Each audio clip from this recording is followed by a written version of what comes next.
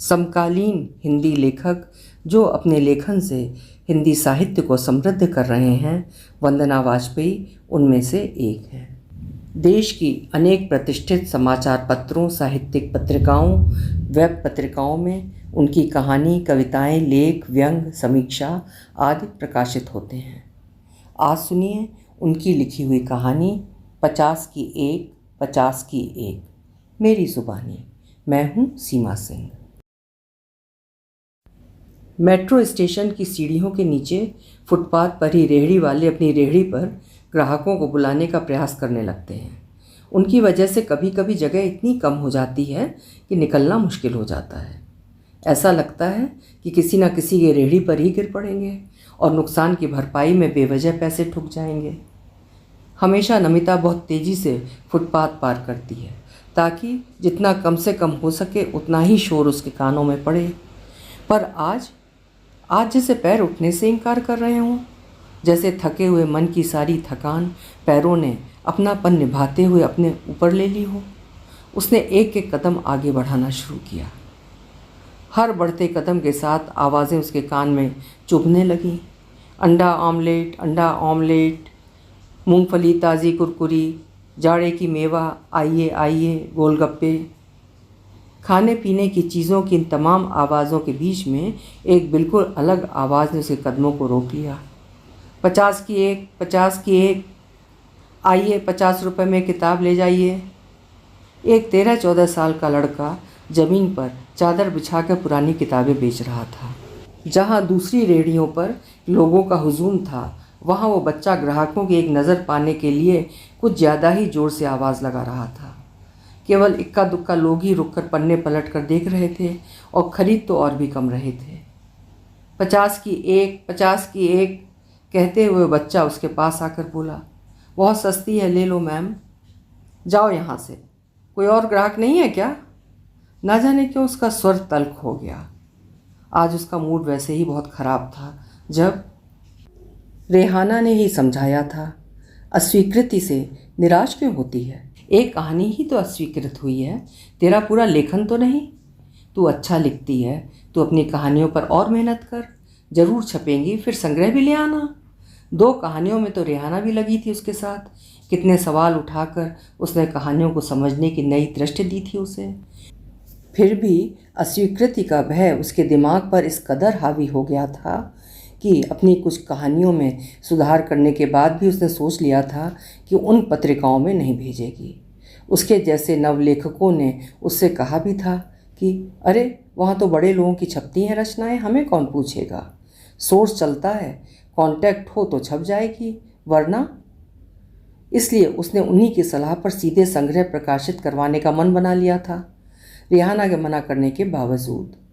अपने उन्हीं दोस्तों के समझाने पर वो किसी स्थापित प्रकाशक से बात करने की हिम्मत नहीं कर पाई और बिल्कुल नए प्रकाशकों से ही बात की।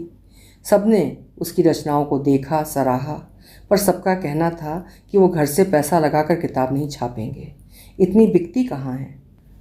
अभी एक प्रकाशक से ही मिलकर आ रही थी, उसने पान की पीक थूकते हुए एक लंबी रकम की बात सामने रख दी। और प्रमोशन? उसके इस प्रश्न पर जोर से हंसते हुए उसने कहा, आप पैसा दे दीजिए, हम छाप कर दे देंगे, बाकी कहाँ बेचना है, किसको बेचना है आप जाने। घर से पैसा शब्द एक बार फिर से उसके सिर पर पत्थर की तरह टकराया। यही तो कहा था विक्रम ने जब उसने लेखन की इच्छा जाहिर की थी, कुछ भी करो पर घर से पैसा ना लगाना। तब से कितनी बार ये शब्द सुन चुकी है।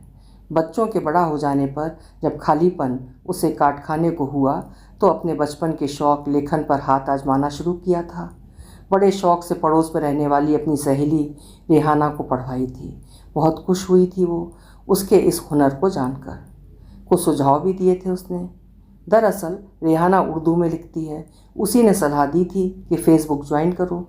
सच ये एक अलग ही दुनिया थी। कितनी पत्र पत्रिकाओं से यहाँ परिचित हुई थी, कितने लेखक संगठनों के नाम जाने थे उसने यहाँ। कुछ प्रवेशांक वाली त्रैमासिक अर्धवार्षिक पत्रिकाओं में उसकी रचनाएं प्रकाशित भी हुई थीं। कितना खुश हुई थी वो उस दिन। विक्रम को, घर वालों को, आस पड़ोस को, सबको दिखाया था। व्हाट्सएप पर मोबाइल से फ़ोटो खींचकर सब नंबरों पर सेंड किया था। बधाई भी खूब मिली थी, पर लेखक संगठन हो या नई पत्रिकाएं, ज़्यादातर का यही कहना था कि सदस्यता लें। आखिरकार हम घर से पैसा लगाकर कहाँ तक चलाएं। उसने कुछ की सदस्यता ली भी थी। रियाना ने भी नहीं टोका था, पर वो तो हमेशा उसे और मेहनत करने पर जोर देती थी। कभी कभी उसे रिहाना पर गुस्सा भी आता।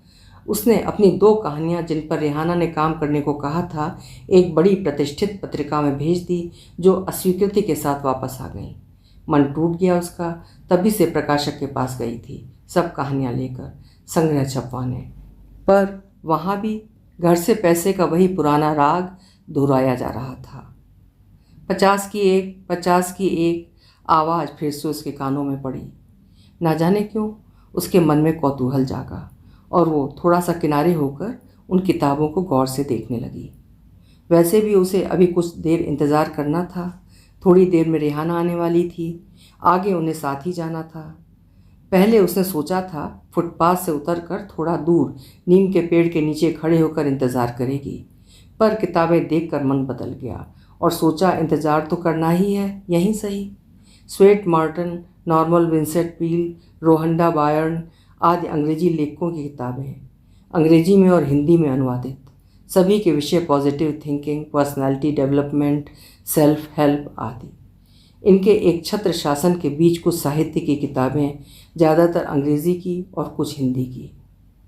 बस कुछ सोचते ही न जाने कितने सुविचार उसकी आंखों के आगे तैर गए, जिनमें किताबों को जन्नत का दरवाज़ा बताया गया था। उसने नज़र भर भीड़ की तरफ देखा। यहाँ कौन है जन्नत की सैर करने का इच्छुक? खाने पीने और पहनने में हज़ारों खर्च कर देने वाले लोग किताबों पर 50-100 रुपये भी खर्च नहीं करना चाहते। वो उनकी मूलभूत आवश्यकता जो नहीं, उनके बिना भी काम चल जाता है। कभी सास बहू के सीरियल में, कभी पड़ोसन के साथ गप्प गोष्ठी में, तो कभी दोपहर में झपकी मारते हुए समय तो कट ही जाता है। कितने लोग होते हैं जिनके अंदर बौद्धिक भूख भी होती है, खासकर हिंदी पट्टी में, जहाँ मांग कर किताबें ज़्यादा पढ़ी जाती हैं। सरिता जैसी पत्रिका विज्ञापन निकालते निकालते थक गई। क्या आप मांग कर खाना खाते हैं, मांग कर कपड़े पहनते हैं, तो फिर मांग कर किताब क्यों पढ़ते हैं? शायद अब भी ये विज्ञापन आता हो, पक्का नहीं कह सकती। बहुत दिनों से उसने सरिता पढ़ी ही नहीं है। वो भी तो ऐसी ही हो गई है। एक हल्की सी मुस्कान उसके चेहरे पर तैर गई। बचपन सामने आकर खड़ा हो गया, जब पिताजी धर्मयुग, सरिता, नया ज्ञानोदय, साप्ताहिक हिंदुस्तान, हंस, कादम्बनी आदि ना जाने कितनी किताबें खरीद कर लाया करते थे। घर में सोफे के बगल में एक तिकोनी मेज में उसी महीने की पत्रिकाएं सज जाती थीं। पिताजी पढ़ने के शौकीन थे। अक्सर वो उसी तिकोनी मेज के पास बड़ा सा चश्मा लगाए किसी किताब में डूबे रहते। कभी कभी अपनी डायरी निकाल कर कुछ लिखते। 5 भाई बहनों में केवल उसे ही पढ़ने का शौक विरासत में मिला था। किताब को पहले पन्ने से लेकर आखिरी पन्ने तक पढ़ना उसका ऐसा शौक था जिसके लिए वो कभी कभी नहाना टाल जाती तो कभी खाना। किताबें पढ़ते पढ़ते कब वो कुछ तुकबंदियाँ मिलाने लगी और कब स्वतः ही कविताएं फूट पड़ीं, उसे खुद नहीं पता चला। वो रस्किन बॉन्ड का प्रसिद्ध कथन है ना, एक अच्छा लेखक वो है जो अपने पाठक को भी लेखक बना दे। धीरे धीरे उस तिकोनी मेज के पास पड़े दूसरे सोफे का कोना उसकी शरण स्थली बनने लगा। वहीं अक्सर पिताजी के साथ कहानियों पर लंबी चर्चा भी हो जाती। धीरे धीरे पत्र पत्रिकाओं के स्थान पर साहित्य की किताबें उसी तिकोनी मेज पर सजने लगीं और तिकोनी मेज से उसका रिश्ता और भी घनिष्ठ होने लगा। इतना घनिष्ठ कि जब विवाह के बाद पिताजी ने उससे कहा कि इस घर की कोई भी चीज़ स्मृति के रूप में ले जाना चाहो तो ले जाओ, तो उसने उस तिकोनी मेज को ही चुना था। जब यही प्रश्न पिताजी ने दोनों बड़ी बहनों से पूछा था तो एक ने माँ के टॉप्स लिए थे व दूसरी ने मूंगा जड़ी अंगूठी, पर उसके लिए इन सब चीज़ों की कीमत से कहीं ज़्यादा थी उसकी भावनाओं की कीमत, और अपनी निगाह में उसने सबसे कीमती चीज़ चुनी थी। 50 की एक, 50 की एक, फिर तेज आवाज़ से उसकी तंद्रा टूटी। वो पास के पोल से थोड़ा टिककर खड़ी हो गई। उसने आसमान की ओर देखा। बादल सूरज को ढक रहे थे। उसे हल्की सी ठिठुरन महसूस हुई। उसने बैग से शॉल निकाल कर ओढ़ ली और फिर वैसे ही खड़ी हो गई। वो लड़का अभी भी वैसे ही किताबें बेच रहा था। वैसे ही इक्का दुक्का लोग उसकी तरफ जा रहे थे। न जाने क्यों वो भीड़ में संभावित ग्राहकों को ढूंढने लगी। उसके बगल से 2 लड़कियां बातें करती हुई निकल गईं। यार, रणवीर सिंह कितना क्यूट है, मैं तो उसकी एक भी फिल्म मिस नहीं करती। दूसरी बोली, नहीं रे, मेरे वरुण धवन के आगे कुछ भी नहीं। दोनों हंसकर आगे बढ़ गईं। वो सोचने लगी, ये क्या पढ़ेंगी, इन्हें फिल्मों से ही फुर्सत नहीं है। ये लेखक कितना मर कर लिखते हैं, पर इनकी नज़रों में तो फिल्मों के हीरो ही सब कुछ हैं। हाँ, फिल्मी पत्रिकाएं जरूर खरीदती होंगी। मसाला जो परोसती हैं, किसका किसके साथ इश्क चल रहा है, किसका ब्रेकअप हो रहा है, स्वतः ही उसके होंठ भिज गए। उसने पास से गुजरते हुए हर आदमी पर गौर करना शुरू किया। जो अकेले थे वो तो बेचारे मौन ही थे, पर जो साथ साथ चल रहे थे उनमें से ज़्यादातर के पास राजनीति, धर्म या ऐसे मुद्दे थे जो आसानी से बहस हो सकती थी। इनका साहित्य से वास्ता नहीं हो सकता। इन्होंने तो मोबाइल में कई सारे न्यूज़ ऐप डाउनलोड कर रखे होंगे, सबसे पहले सबसे ताज़ा खबर पाने के लालच में। घर जाकर भी वो बीबी को चाय लाने का ऑर्डर दे टीवी पर जारी किसी बहस में शामिल हो जाते होंगे। क्या फ़ायदा इन बहसों का, क्या बदल जाएगा देश का इनसे। बहसें बढ़ रही हैं, फिर भी हर तरह की कट्टरता तो बढ़ रही है, कम तो नहीं हो रही, बिल्कुल भी नहीं। देश साहित्य से बदलता है, धीमे धीमे पर सशक्त तरीके से। अरे 10 साल किसी देश को दूर कर दो साहित्य से, फिर देखो मानवता किधर चली जाएगी। पर किसको समझाए, विक्रम भी तो ऐसे ही हैं, राजनीति के अलावा एक शब्द भी तो नहीं पढ़ते, उसका लिखा भी नहीं। एक कसक सी मन में उभर आई। उसने फिर भीड़ को देखना शुरू किया। कुछ बच्चे पास से निकले, कंधों पर भारी बस्ते, स्कूल से ट्यूशन, ट्यूशन से हॉबी क्लास, फिर घर जाकर स्कूल का होमवर्क, ट्यूशन का होमवर्क। 9 तो पलक झपकते बच जाता है। बच्चे तो मशीन बना दिए हैं सबने। उसे पड़ोस की ममता की याद आई।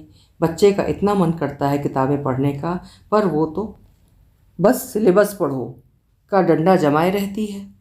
बेचारा हर रविवार उनके घर आकर चुपचाप पढ़ता है ढेर सारी किताबें। कहने दो ममता और उसके जैसी माँओं को, देखना जब यही बड़े होकर माँ बाप को नहीं पूछेंगे तो यही माँ बाप बच्चों को दोष देंगे, हमने क्या नहीं किया इनके लिए। अरे हॉबी कोर्स की जगह साहित्य पढ़ाते, पढ़ने की आदत विकसित करते, जैसे उसके पिता ने करवाई थी। कहा नहीं गया है, जब तक कविता बची रहेगी मानवता बची रहेगी। पर भागने दो, देखना एक दिन आएगी अकल, फिर लौटेंगे जैसे सुबह का भूला लौटता है घर। अपनी ही बात सोच मुस्कुरा उठी। भविष्य ने उसे आशान्वित किया और डूबते सूर्य के संध्या वंदन में आमीन के साथ उसके नेत्र झुक गए। तभी 2 औरतें पास से गुजरीं, यही कोई 30 से 40 के बीच की उम्र की। दोनों की बातों का मतलब ये था कि आज तो घर पहुंचने में बहुत देर हो गई, अभी बच्चे को ट्यूशन से लाना है, खाना बनाना है, सुबह की तैयारी और भी न जाने क्या क्या।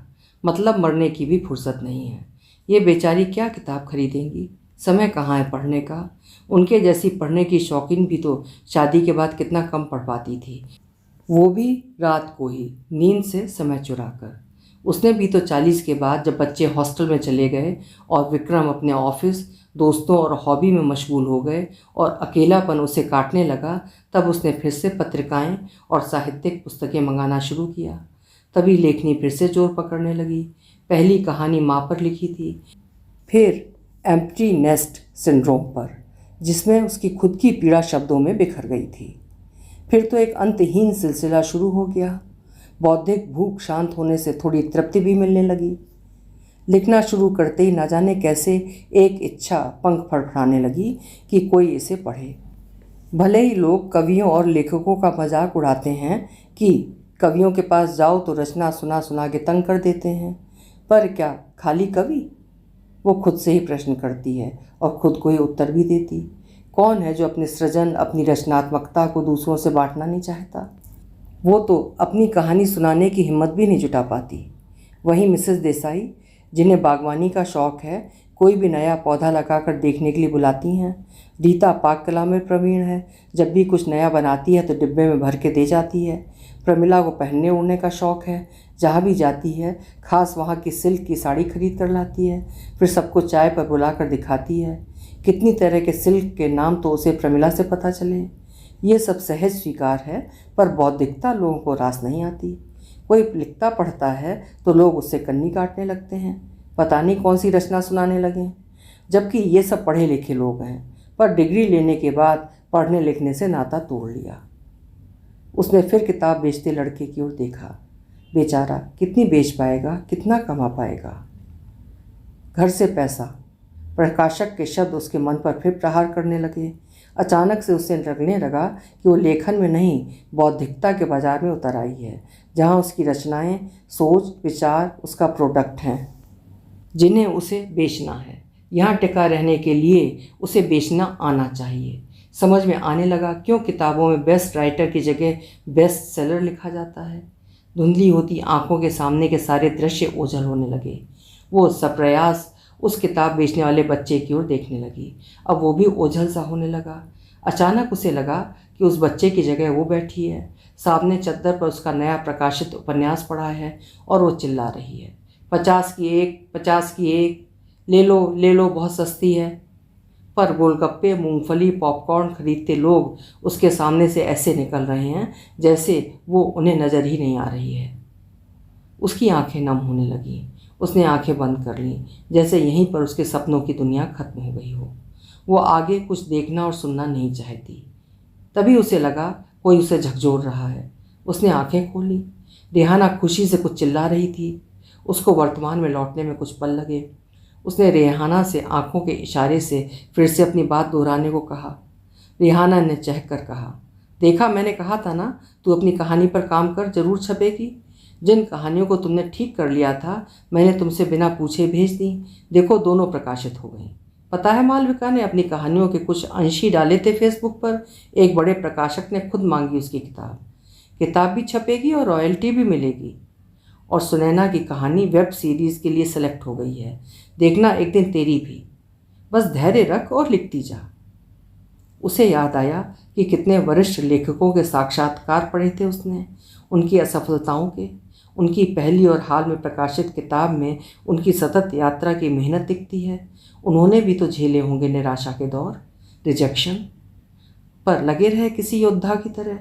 उसके कानों में रेहाना के आखिरी शब्द गूंजने लगे, बस धैर्य रख और लिखती जा। शायद यही कमी हो रही है। कभी रचना अस्वीकृत हो जाने का अनजाना सा भय, तो कभी बहुत जल्दी कुछ पाने की चाहत कितनों को उनके रास्ते से भटका देती है, कितनों के हौसले पस्त कर देती है। कितने ही फूल खिलने से पहले ही मुरझा जाते हैं और बदनाम हो जाती है साहित्य की दुनिया। उसने रेहाना के हाथ से पत्रिकाएं लीं।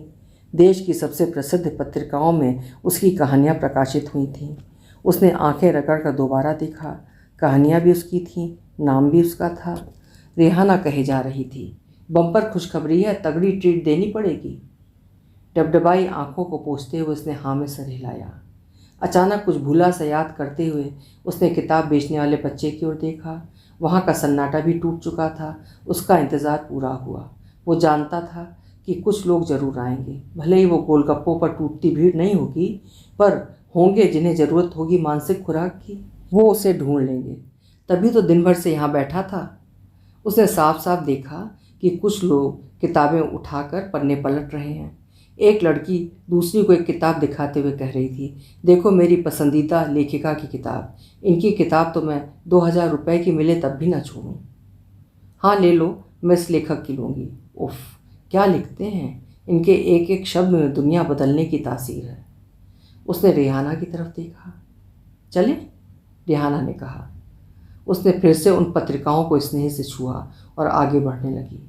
उसके कदम आगे बढ़ रहे थे, फिर भी उसे उस बच्चे की आवाज़ साफ सुनाई दे रही थी, 50 की एक, 50 की एक। उस आवाज़ में एक चहक वो साफ महसूस कर पा रही थी।